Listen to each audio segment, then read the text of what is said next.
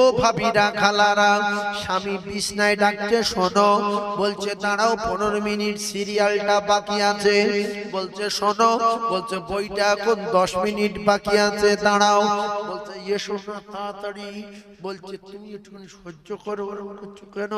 কলিজার টুকরা ভাইরা, এইরকম কোন বিশ্বাসঘাতক নারী যদি তার স্বামীর সাথে এরকম করে, গুঁড়ো দিচ্ছি দাঁড়াও, ছাগলে ঘাস দিচ্ছি দাঁড়াও, হাঁসের কুঁড়ো দিচ্ছি দাঁড়াও, আর স্বামী যদি রেগে যায়, ওইভাবে শুয়ে যদি ঘুমিয়ে যায় বা না ঘুমানোর ভাব করে চুপ করে সাইডে ঘুরে শোয়, গিন্নি বই দেখে 15 মিনিট পরে গিয়েছে, গিয়ে এবারে স্বামীর গায়ে হাত বলছে, রেগে গেছে, ঘিরে সে ঘিরে সে। ভাইজান আমার, স্বামী বলছে মুখে মারবো, দাঁত ভেঙে দেবো, গায়ে হাত দিন সর। তোর আধা ঘন্টা আগে ডেকেছিস, নিদেনের মতো বই দেখছিলিস, সরে যা। আল্লাহর কসম, আল্লাহর নবী জানান ভাবি, স্বামী যদি না ঘরে ওইভাবে রেগে যদি যায়, তুমি যদি ভুলিয়ে ভালিয়ে পটাতে না পারো, তাহলে তোমার উপরে ফেরেশতারা সারা রাত বদদোয়া করবে, তোমার উপরে ফেরেশতারা লানত দেবে। আল্লাহর নবী জানান, যদি সারা রাত কেটে যায় আর স্বামী রেগে যাওয়ার পরে স্ত্রী যদি মারা যায়, ওই স্ত্রী জাহান্নামী, ওই স্ত্রী জাহান্নামী, ওই স্ত্রী আল্লাহর জান্নাতে যাবে না। কথা বুঝে আসলো? স্বামী বড় না মোবাইল বড়? কথা বলে। স্বামী বড় না সিরিয়াল বড়? স্বামী বড়। স্বামী বড় না হাঁস মুরগির গুঁড়ো বড়? ও ভাবি, যদি তুমি নফল নামাজে দাঁড়াও, স্বামী বলতে চলে আয়, নামাজ ছেড়ে দে, চলে যাও, বাপের বেটি মুখ খুনারি। কথা বুঝে আসেনি? ফের পরে নফল নামাজ পড়বে, কিন্তু 100-র ভিতরে 90টা নারী দেখা যায় স্বামী যখন যেটা মনে করে স্বামীর নিয়ত পুরো করতে দেয় না। স্বামী বলছে এখন, গিন্নি বলছে পরে। শুধু হাসছে।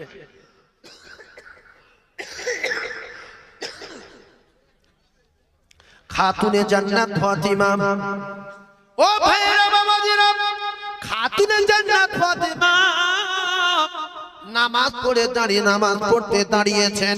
ও ভাবিরা খালারা রে, নামাজ পড়তে দাঁড়ালেন, আল্লাহর নবী আসছিলেন মেয়ের বাড়িতে, দরজায় ঠোকা দিলেন, ফাতিমা আমি তোমার আব্বুরে মা।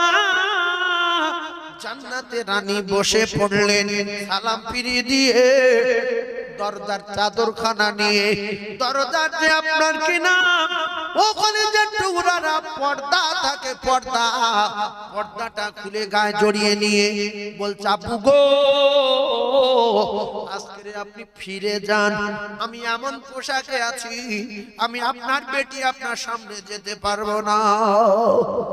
রাসূল বললেন মা একটু বাইরে এসো। বলছে যাব না। বলছে মা আমি তোমার আব্বা বলছি, তুমি আসবে না। বলে না। বলে আব্বু গো, আপনি তো বলেছেন স্বামীর সবচেয়ে স্ত্রীর কাছে পৃথিবীর জমিনে সবচেয়ে বড় মেহমান হলো তার স্বামী। ও ভাবিরা খালারা, স্বামীর ইজ্জত হেফাজত করার, স্বামীর সম্মান রক্ষা করার দায়িত্ব হলো স্ত্রীর। আব্বু গো, আপনি তো বলেছেন তোমার কোনো কারণে, তোমার কোনো ব্যবহারে যদি আমার জামাই আলী রেগে যায় আর তুমি যদি মারা যাও, আমি নবী তোমার জানাজায় যাব না। কিছু বোঝা যাচ্ছে? নবী বলছে তোমার উপরে করবি, আমার জামাই যদি রেগে যায়। ফাতেমা বলছে আব্বু আমি যে পোশাকে আছি আপনি যদি দেখেন, আপনি আপনার জামার উপরে রেগে যাবেন।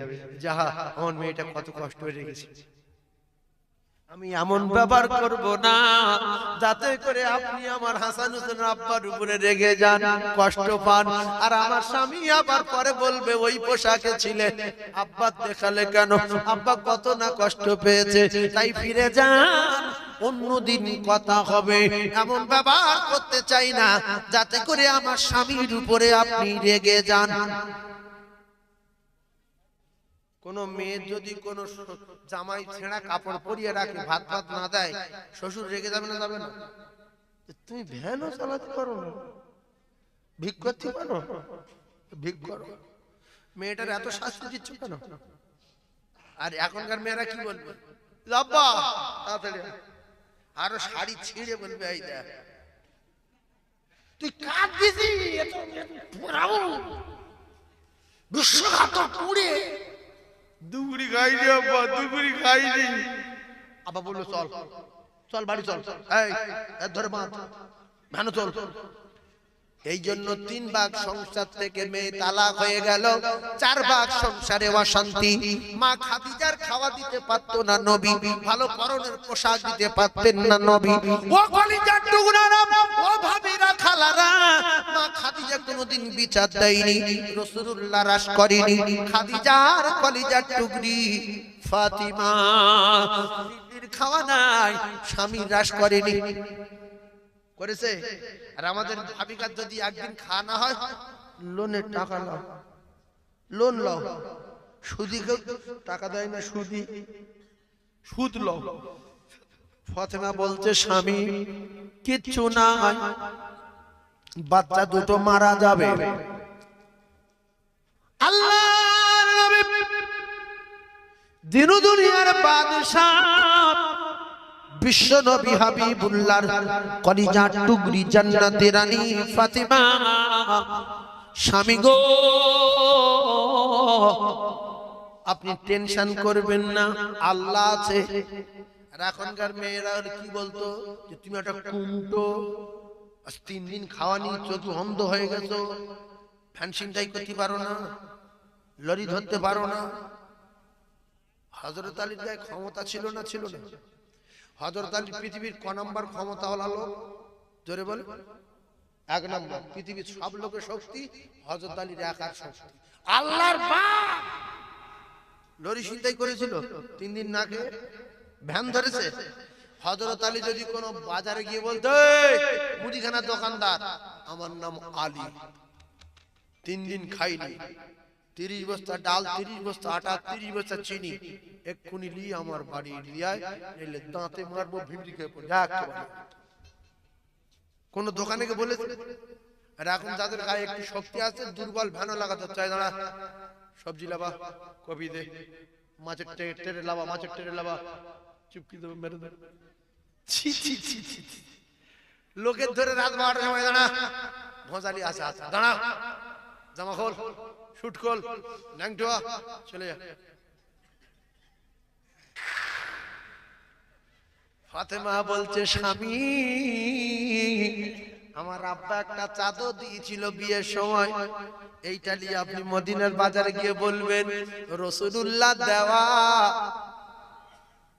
আর জান্নাতের রানী চাদর হাসান হোসেনের মা আমার স্ত্রী, আমরা খুব অসহায়, খাওয়া হয় না বলে রাসূলুল্লাহ দেওয়া চাদর বিক্রি করতে এসেছি, তোমরা কি কেউ নেবে? একজন বলল নবীর চাদরটা আমার বাড়ি থাক, ক টাকা? বললে 6 টাকা। 6 টাকায় চাদর বিক্রি করে খুব খুশি, বাজারে আটা কিনবো। ও বাবরে, হঠাৎ করে একটা ফকির গিয়ে বলছে আলী তোমার কাছে কি টাকা আছে? আর হ্যাঁ বলবে না, না বলবে? যদি না বলে মিথ্যাবাদী, যদি না বলে মিথ্যাবাদী। যারা আমরা 100-র ভিতরে 50 জন লোক টাকা আছে তবু ফকির বলি, টাকা নি হাঁট হাঁট, এতে আল্লাহ খুশি না বেজার? আল্লাহ নারাজ, আল্লাহ নারাজ। মিথ্যাবাদী তো বলছে আছে, বলছে আছে, এলে 2 টাকা, কত? 2 টাকা। আর ক টাকা আছে? ফেরটা ফকির এসে রাস্তা ধরে হযরত ভাবে 4 টাকা নিয়ে আটা কিনবো, বাড়ি যাবো। হাসান বলে মা আব্বু আসে না কেন? বলছে বাবা একটু ধৈর্য ধারণ করো, শিওর আটা আনবে আজকে রে, জান ভরে খেতে দেব আমি তোমার মা। হুসাইন বলে মা আমি আর চলতে পারি না। ফাতেমা গ্যারান্টি আটা আনবে, গ্যারান্টি। মাঝখানে একটা ফকির ধরেছে, বাবু আসে, বলছে এই লাও 2 টাকা। আমরা হলো তো ফকির মেরে বাড়ি আসতাম, যে জীবনে জাহান্নামে যাই যাবো, ফকির মেরে দিই। আমি 3 দিন খাইনি, আর আমার কাছে পর পর ফকির, ভিক্ষার জায়গা নেই। দুজনের 4 টাকা দিয়ে দিতে, আর ক টাকা আছে। ফের কিছু দূর বাদ মদিনার বাজারের দিকে যাচ্ছিল, আর একটা ফকির বলছে, বাবু আমার 3 দিন খাওয়া নেই বাপ। এইবার তো মার ফরজ নাকি? হযরত আলী সব ধৈর্য ধারণ করে, সবর ইখতিয়ার করে, ইন্নাল্লাহা মা'আস সাবিরিন, শেরে খোদা আলী 2 টাকা দিয়ে দিলেন। চিন্তায় যারে যার, আমি বাড়ি যাব কি করে, হাসান হোসেন কি বলবো, ফাতেমার কি বলবো। 3 দিন পরে চাদর বিক্রি করে সেও দান। আমাদের ঘরের মেয়ে হলে ঠেঙিয়ে ওখানে মারার করে দিত, যে চিরতরে জাহান্নামে থাকবো, এইরকম আমি রাখবো না। কারণ 3 দিন বাচ্চা কাচ্চা খাওয়া নেই, ফের দান, চাদর বিক্রি করে দান। বাড়ি যাব না, চুপচাপ মেরে দাঁড়িয়ে আলী রে। হঠাৎ করে একদল উটওয়ালা আসছে, উট বিক্রি হবে, উট বিক্রি হবে, উট বিক্রি আছে, উট। এটা একটা লোক দাঁড়িয়ে আছে, বলছে তো নবীর জামাই। ও নবীর জামাই আলী, উট কিনবে? আবার রাগ হবে না? যে 3 দিন খাইনি, 6 টাকা চাদর বিক্রি করে দিলাম, দান করে দিলাম, ফের এরা হইলে কিছু উট কিনবে? তো ধৈর্য ধারণ করে বললো, বাবু আমার উট কেনার টাকা নেই, আমি খুব টেনশনে আছি, তোমরা যাও যাও যাও।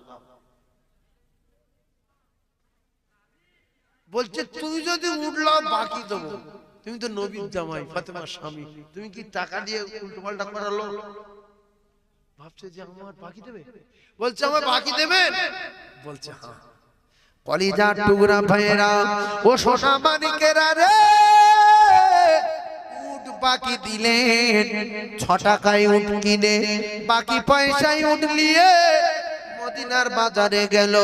2-1 টাকা লাভ হলে ছেড়ে দেব, 6 টাকা উটওয়ালাদের ফেরত দেব, 1-2 টাকায় আটা কিনে বাড়ি যাব।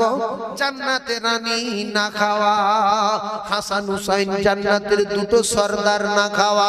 ও ভাবিরা খালারা দৌড়ে বাজারে গিয়ে উটটা যখন দাম বলেছিল 60 টাকা, একজন খরিদ্দার দিয়ে দিল 60 টাকা। হযরত আলীর উট আমি কিনে নেব, এক কথায় কিনে নিয়ে 60 টাকায় দৌড়ে এসে 6 টাকা ফিরিয়ে দিলেন উটওয়ালাদের। আছে ক টাকা? 2000। 54 টাকা আছে রে। 54 টাকার আটা কিনে, সবজি কিনে, মাল সামান কিনে মাথায় করে নিয়ে যাচ্ছে বাড়িতে। ও ভাবিরা খালারা, ফাতেমা তু জোহরা বলছে দাঁড়া, আসবেন না, দেরি আছে। আমার আব্বা চাদর জোর 5-6 টাকা বিক্রি হবে, কিন্তু 50-60 টাকার মাল আনছেন, গন্ডগোল থাকলে আছে। বুঝতে পেরেছেন? সব মানুষ আজ বোঝে না রে কলিজা টুকরারা। স্ত্রী বলছে দাঁড়ান, যদি মাল উল্টো পাল্টা হয় ভিতরে ঢোকানো যাবে না, না খেয়ে আল্লাহর জান্নাতে যাব, হারাম খেয়ে জাহান্নামে যাব না। আর খাইতে কোথায় গিয়ে খাবো? জান্নাতে খাবো। জোরে বলেন না সুবহানাল্লাহ। এই কোন জায়গায় খাবো? আল্লাহর জান্নাতে খাবো।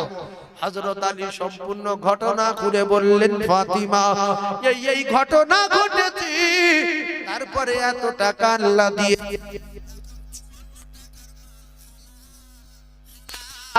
হালাল। জোরে বলুন, আরো জোরে বলুন সুবহানাল্লাহ। ও ভাবিরা খালারা, ছেলেকে চুরি করতে পাঠিয়ে দিলেন। ঝড়ের সময় আম পড়েছে, ভোরের বেলা ছেলে তুলে দিল, যা অমুকের বাগানে চলে যা, আম গুড়িয়ে লিয়ায়। রাস্তার উপরে জাম গাছ আছে, আম গুড়িয়ে লিয়ায়। হারাম খাওয়া হবে, কুকুরের রক্ত খাওয়া হবে, শুকুরের পায়খানা খাওয়া হবে, কুকুরের গু খাওয়া যেরকম হারাম, পরের বাগানের আম না বলে খাওয়া হারাম। এরকম কিছু ভাবি আসে না নাই? ঝড় হয়েছে, লোক বাচ্চা তুলে যাও, ওরা সব ঘুমাচ্ছে, তুমি তুলে নিয়ে এসো, ওদের বাড়ি গেট দেওয়া আছে। ওরা তো বড় লোক, বড় লোকের মাল চুরি করে খাওয়া সুন্নত না মুস্তাহাব?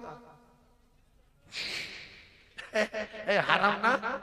আবার আবার কিছু লোক নামাজ পড়তে যাচ্ছিল, শোল মাছ লাম মেরে উঠেছে, রাত 3টের সময় তাহাজ্জুদ গুজারি 60 করে লুঙ্গি গুলো মাল ধরলেন, ধরলে চেপে ধরে, জামা পরে আসছে, অতটা অসুবিধা নেই, চেপে ধরলে বাড়ি গেল, বাড়ি গিয়ে বলছে স্বামীনার মা, তুমি ফিরে আসলে? বলছে শুধু একটাবার বাইরে বেরিয়ে দেখ, লুঙ্গি খোলা, 2.5 কেজি ওজন। সেই মাল বললে কোষা, নামাজটা পড়ে আসি, নামাজ হবে? জোরে বলেন। এ জাহান্নামী বুড়ো, লা ইয়াদখুলুল জান্নাতা জাসাদুন গুযিয়া বিল হারাম। আল্লাহ নবী জানিয়েছে, যার ভিতরে হারাম দিয়ে লালিত পালিত হবে, যে হারাম খানা খাবে, হারাম রক্ত পয়দা হবে, এই হারাম করে ঠিকানা আল্লাহর জাহান্নাম হবে। লা ইয়াদখুলুল জান্নাতা, এ কোনদিন জান্নাতে যাবে না। জাসাদুন, ওই শরীরটা যাবে না, গুযিয়া বিল হারাম, তার ভিতরে হারাম ঢুকেছে। এই দুটো পায়ে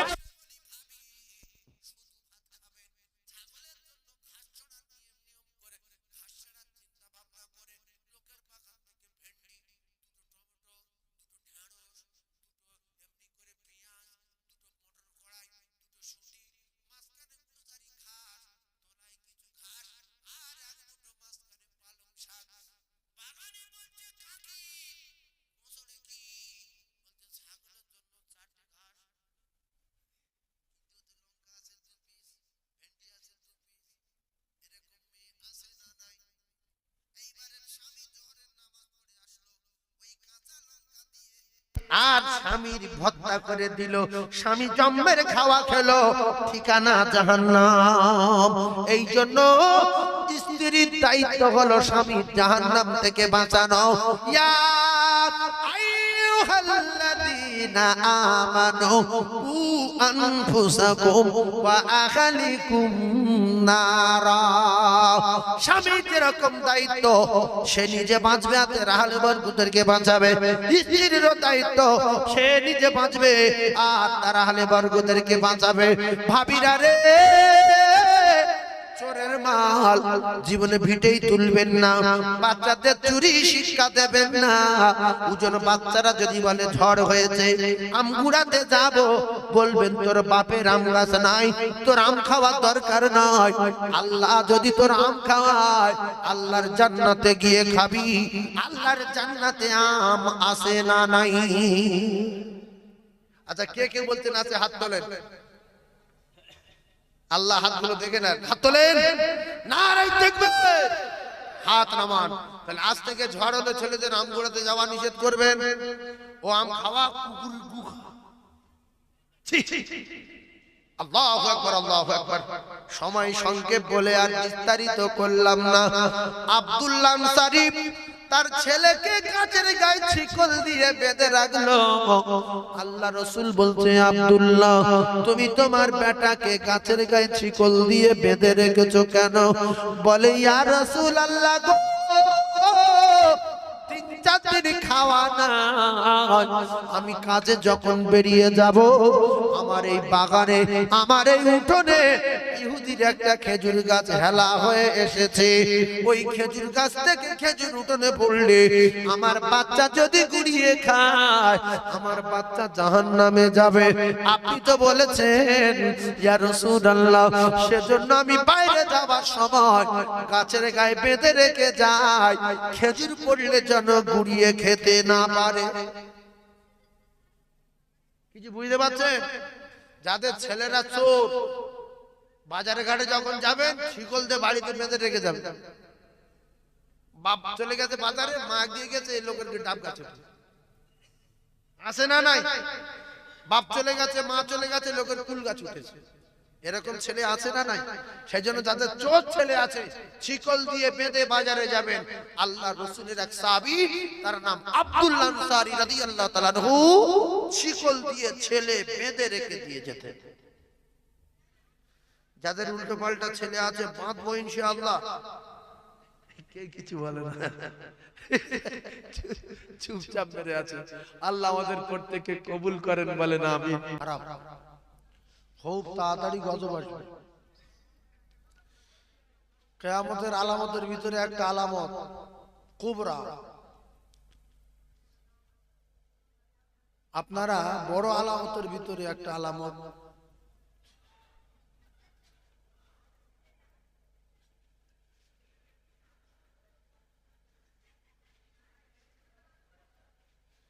আল্লাহ রাব্বুল আলামিন। এ বাবু মাইক একটুখানি টোনটা বাড়িয়ে দাও না বাবু, টোনটা বাড়িয়ে দাও। আমি ভাবছিলাম যে এখানে লোকজন হয়তো হবে না, কিন্তু এখনো মোমেন কিছু আল্লাহর দুনিয়া আছে। সেই জন্য আপনাদের মতো ইমানদার গুলো সব জানার পরেও এখানে বসে আছেন, জানেন কত রকমের কি হচ্ছে, টাকা দিয়ে মানুষের কিভাবে নাচ করাচ্ছে, ডান্স করাচ্ছে। সেইগুলো মুসলমানের ঘরে ছেলেরা চুপচাপ শুধু দেখছে। কি জিনিস রে বাবা রে, কি জিনিস রে। হ্যাঁ, মোটরসাইকেল চালিয়ে যান ভরে গিয়ে খাবার টাবার কিনে নিয়ে প্যান্ডেলে বসে দেখছে আর হলাই বাজছে। আল্লাহ হেফাজত করবে, আল্লাহ যেন ওদের হেফাজত করে, সকলে বলেন আমিন। যারা এগুলো করাচ্ছে আল্লাহ তাদের যেন সঠিক বুঝ দান করেন, বলেন আমিন। আর একবার জোরে আল্লাহ আমিন বলেন। ভাই, যারা বাজে কাজ করে, উল্টো পাল্টা করে, এদের জন্য কিন্তু আমাদের দোয়া করা দরকার। রাসূলুল্লাহ কোনো বাজে লোকের জন্য বদদোয়া করেননি। আবু জেহেলটা বিরাট বাজে লোক, তার জন্য দোয়া করেছে। আবু জেহেলের মতো নোংরা লোকের জন্য রাসূলুল্লাহ দোয়া করেছে, আল্লাহ তুমি ওর পরিবর্তন করে দাও। এই জন্য যত বাজে লোক আছে আমাদের চোখে, আমাদের উচিত হলো তাদের জন্য দোয়া করা। যত বাজে মেয়ে আছে আমাদের চোখে, উচিত হলো তাদের জন্য দোয়া করা, যে আল্লাহ যেন এদের সঠিক রাস্তা দেখায়, আল্লাহ যেন এদের হেদায়েত দেন। সবাই বলুন আল্লাহুম্মা আমিন। দুরূদ শরীফ আল্লাহুম্মা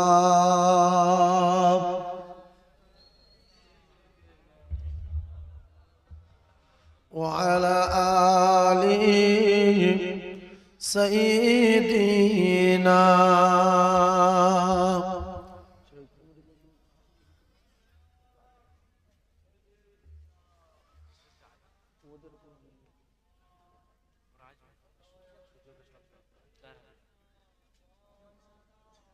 রাস্তায় এদিক ওদিক যারা ঘোরাফেরা করছেন, পাক মাহফিলে বেহেশতের বাগানে আসেন, আল্লাহ কিন্তু দেখতে পাচ্ছে কে কোন মনোভাব নিয়ে ঘুরছে, কে জলসা মাটি করার জন্য ঘুরছে, কে কে টেনশন নিয়ে ঘুরছে, আল্লাহ সব দেখতে পাচ্ছে। কিছু কিছু মানুষ ঘুরছে তাবারক লোক। হ্যাঁ, বিশ্বাস করো, তাবারকলে বাড়ি যাবো। ওর মা বাপ শিখিয়ে দিয়েছে যে তাবারক, ওই জলসার তাবারক খেলে কোনো রোগ ব্যাধি হয় না, ধরে নিয়ে আসবি, আমরা সবাই মিলে খাবো, রোগ ব্যাধি সেরে যাবে। কারণ এটা বেহেশতের বাগানের তাবারকের বরকত আলাদা। কিছু কিছু ছেলেপুলে উল্টো টেনশন নিয়ে আসে, কুটুম বাড়ি আসলো, খাওয়া দাওয়া করলো, ঘুরলো, জলসায় একদম বসলো না, এরকম কিছু যুবক আছে না নাই? কিন্তু যদি এখানে বসে, শুধু বসে, 60 অথবা 70 বছর নফল ইবাদতের সওয়াব হবে, বলুন সুবহানাল্লাহ। সেই জন্য আমরা উল্টো পাল্টা চিন্তা ভাবনা না নিয়ে সঠিক চিন্তা ভাবনা নিয়ে ফেরেশতাদের সঙ্গে বসি, তাবারক দেওয়া হবে, এটা বলে দিলাম। তাবারক দেওয়া হবে, গ্যারান্টি। সেই জন্য বিয়ারা চিন্তা না নিয়ে এখানে বসি। প্রত্যেকবারে দরুদ পড়লে 10টা করে রহমত হবে, কলেমা পড়লে গুনাহ মাফ হবে, আলহামদু সূরা পড়বেন, কুলু সূরা পড়বেন, আর এদিকে দরুদ শরীফ পড়বেন, প্রত্যেকটা ওয়াক করে 10টা করে নেকি পাবেন। তাই উচ্চ স্বরে কয়েকবার কলেমা জিকির, লা ইলাহা লা ইলাহা লা ইলাহা ইল্লাল্লাহু মুহাম্মাদুর রাসূলুল্লাহ। বলে লা ইলাহা লা ইলাহা ইল্লাল্লাহ লা ইলাহা ইল্লাল্লাহ লা ইলাহা ইল্লাল্লাহ মুহাম্মাদুর রাসূলুল্লাহ বলেন হাসবি রব্বি জাল্লাল্লাহ মা ফি কলবি গায়রুল্লাহ নূর মুহাম্মদ সাল্লাল্লাহু লা ইলাহা ইল্লাল্লাহ লা ইলাহা ইল্লাল্লাহ লা ইলাহা মুহাম্মাদুর রাসূলুল্লাহ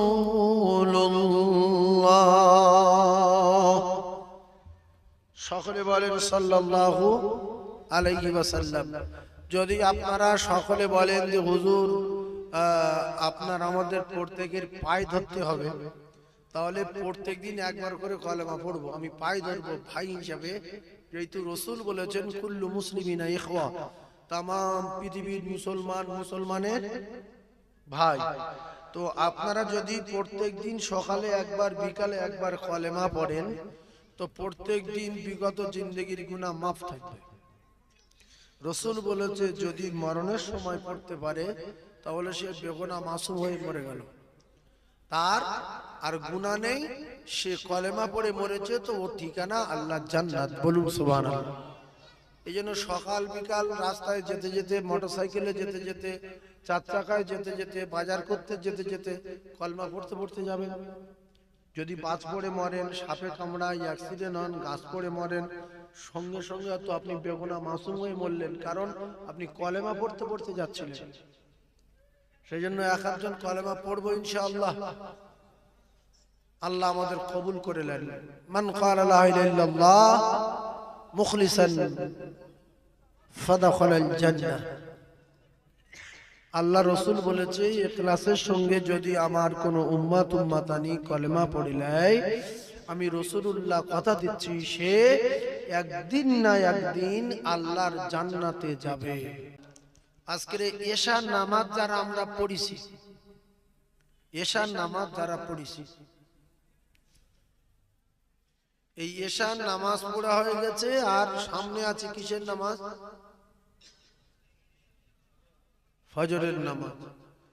এই আল্লাহ রাব্বুল আলামিন সকালের নামাজটা আল্লাহর একদল ফেরেশতা রাতে ওরা ওই ফার্স্ট সকালে মানে প্রথম পৃষ্ঠায় লিখে দেয় যে এইটা ফজরের নামাজ প্রথম পৃষ্ঠা, দ্বিতীয় পৃষ্ঠা যোহর, তৃতীয় পৃষ্ঠা কিসের, চতুর্থ, 5 নম্বরে ঈশা। এই ঈশার নামাজটা যারা পড়ে নিয়েছে ফজর পড়ে, ঈশার নামাজটা শেষ পৃষ্ঠা। ঈশার নামাজ কি পৃষ্ঠা? শেষ পৃষ্ঠা। আল্লাহর কাছে যখন ঈশার নামাজের পরে রাতের বেলা খাতা জমা দেয়, আল্লাহ প্রথম পৃষ্ঠাটা দেখে ফজরের নামাজ। ফজরের সময় জিকির ছিল, কলেমা ছিল, দোয়া ছিল, দরুদ ছিল, কোরআন তেলাওয়াত ছিল, সুবহানাল্লাহ ছিল, গাঁটগুন ছিল, লা ইলাহা ইল্লাল্লাহ, লা ইলাহা ইল্লাল্লাহ, লা ইলাহা ইল্লাল্লাহ মুহাম্মাদুর রাসূলুল্লাহ, সুবহানাল্লাহ, সুবহানাল্লাহ, সুবহানাল্লাহ, এই রকম অনেকগুলো লেখা। আল্লাহ প্রথম পৃষ্ঠাটা দেখলো, আর এদিকে শেষ পৃষ্ঠাটা দেখলো। এশার নামাজ পড়েছে, তাহলে প্রথম ভালো শেষ ভালো। আমার আল্লাহ মাঝখানে যা কিছু আছে দেখলো না, আমার আল্লাহ বান্দার মাফ করে দিল। জোরে বলুন। আল্লাহর ফেরেশতারা বলে আল্লাহ আপনার এই বান্দা জোহর কোথায় গেল, আসর কোথায় গেল, মাগরিব কোথায় গেল, আপনি দেখলেন না? সারাদিন কি অন্যায় করেছে, কি গুনাহ করেছে, কোথায় কি করেছে? আল্লাহ বলে প্রথম ভালো শেষ ভালো, আমি আল্লাহ মাঝখানে যা আছে মাফ করে দিলাম। এই জন্য এই দুটো পৃষ্ঠা ভরানো যাবে, দুটো পৃষ্ঠা সবাই ভরাবো ইনশাআল্লাহ। জোহর আসর মাগরিব পড়ব, কিন্তু যদি কোনো কায়দায় গুলিয়ে যায় আল্লাহ অত দেখবে না। আল্লাহ বলছে প্রথম ভালো শেষ ভালো, সব লাইন ক্লিয়ার। এইবারে একটা কথা মাথায় রাখেন, কেউ যদি এশার নামাজ পড়ে শুয়ে যায়, কেউ যদি এশার নামাজ পড়ে শুয়ে যায়, অর্ধেক রাত দাঁড়িয়ে দাঁড়িয়ে দাঁড়িয়ে দাঁড়িয়ে ইবাদত করলে যে সওয়াব হয়, সেই সওয়াব তার নামায় আমালে লেখা হয়। আর যদি নসিব ভালো হয়, ভালো বংশের যোগ্য বাপের যোগ্য বেটা হয়, আল্লাহ রাসূল জানালেন যদি ফজরের নামাজটা জামাতের সঙ্গে আদায় করতে পারে, সারা রাত দাঁড়িয়ে দাঁড়িয়ে দাঁড়িয়ে দাঁড়িয়ে ইবাদত করলে যে সওয়াব হয়, সেই সওয়াব ওই বান্দা বান্দির নামায় আমালে লেখা হয়। এইটা মুখ্য লোকের জন্য, মুখ্য অজ্ঞ জাহেলের জন্য, এটা আলেম মাওলানা মুফতি সাহেবের জন্য। এ কথা আমি বলিনি। আপনারা হয়তো বলবেন যে আলেম ওলামার ঘুম হলো ইবাদত। ও কলিজার টুকরারা, আলেমের ঘুম তো ইবাদত বটে, কিন্তু মুখ্য লোক যারা এশার নামাজ পড়ে শুয়ে পড়বে, টার্গেট ফজরের নামাজ পড়বো, আল্লাহ রাসূল জানান সারা রাত দাঁড়িয়ে দাঁড়িয়ে দাঁড়িয়ে দাঁড়িয়ে ইবাদত করলে যে সওয়াব হয়, সেই সওয়াব ওই বান্দা বান্দির নামায় আমালে লেখা হয়। জোরে বলুন। এশার নামাজ পড়ে শোবেন সবাই, আর ফজরের নামাজ পড়লে সারা রাত কি করা হবে? দাঁড়িয়ে দাঁড়িয়ে ইবাদতের সওয়াব। কারণ কম্পিউটারের যুগ। মনে করবেন কাঁঠালিয়া স্কুল মাঠে ওয়াজ করছে এই 2-500 লোক নিয়ে, না না না না না, তাম পৃথিবীর লোক এটা দেখবে। এখন কেউ যদি কোরআন শরীফ পড়তে না পারে, সে কি করে প্রত্যেক দিন এক খতম কোরআন পড়া সওয়াব পাবে? আল্লাহর নবী বলেন আমার উম্মতের অপার হলো আমার রেখে আসা মুজিজা। আল্লাহ পাকের কোরআনে সূরা ইখলাস আছে, সূরা ইখলাস, কুল হুয়াল্লাহু আহাদ, এই সূরাটা কুল হু সূরা বলি।